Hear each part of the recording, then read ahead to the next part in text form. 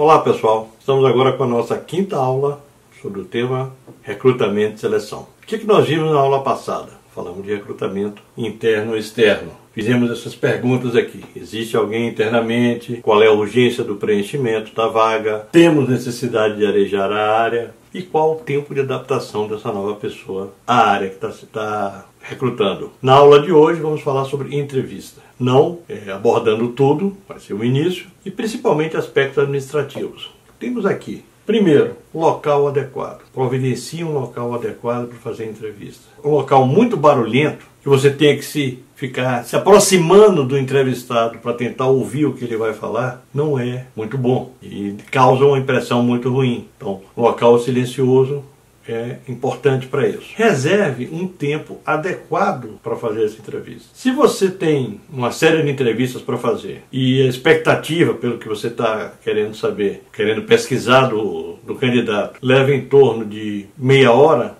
reserve pelo menos 45 minutos. Para você não ficar muito afobado, ansioso ou ansiosa para resolver logo isso, e o candidato nota que você está preocupado com isso. E ele se sente mal, porque ele não sabe se ele está falando demais ou se o problema é que você tem muitas pessoas e não quer saber tanta coisa sobre ele. Então, essa questão do tempo também é adequada. Outro ponto fundamental, evite distrações. Porque quando você está se distraindo, digamos assim, com telefone, WhatsApp, pessoas importunando, você vai fazer uma entrevista, deixa um aviso na porta, em entrevista. Por favor, não entre, não bata, não interrompa, alguma coisa assim. Porque também é muito desagradável para o candidato ficar se preocupando. Vamos supor, ele está falando sobre a vida dele, alguém bate na porta. Ou você para, ele está construindo um raciocínio, você para atender um telefone. Pior ainda, para mandar uma mensagem no WhatsApp. E o que você está passando para o candidato: olha, eu não me importo com você. O telefone é mais importante, o WhatsApp é mais importante, as interrupções são mais importantes do que você. Tem uma outra situação que é o seguinte: deixar o candidato à vontade.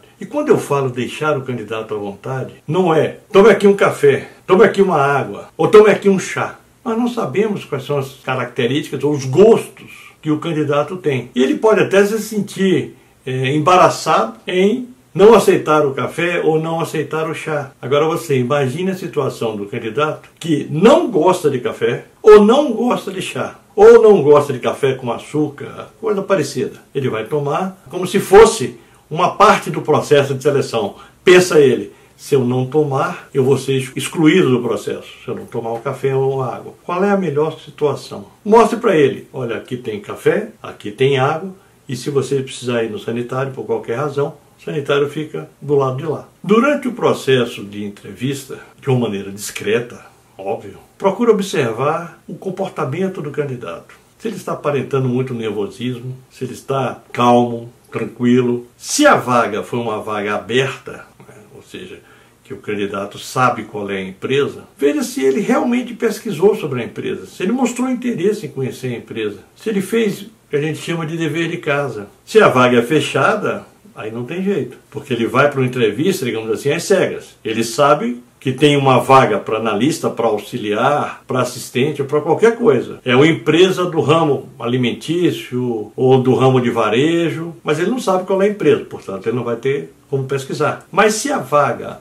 é aberta, ele tem que pesquisar. Outro ponto importante é perguntar sobre os hobbies do candidato. O que ele costuma fazer na hora de lazer dele? Se ele gosta de leitura, se ele gosta de jogos, de caminhada, de cinema. Que tipo de filme ele gosta? Se ele gostar de cinema, é claro. Que tipo de livros ele lê? Com isso você já tem um indicador maior da possibilidade de adaptação daquele candidato à cultura da empresa. Lembre que cada empresa tem uma cultura que é particular dela. Então não adianta querer contratar uma pessoa com características muito fora da empresa, que a empresa está acostumada, porque a possibilidade de adaptação é muito pequena, é muito remota. Para essa aula é isso. Lembre-se de mandar suas dúvidas pelo e-mail recursoshumanos4.0@gmail.com, que está na descrição abaixo, ou nos comentários. Lembrando que por e-mail eu vou guardar para tentar responder a maioria delas na nossa live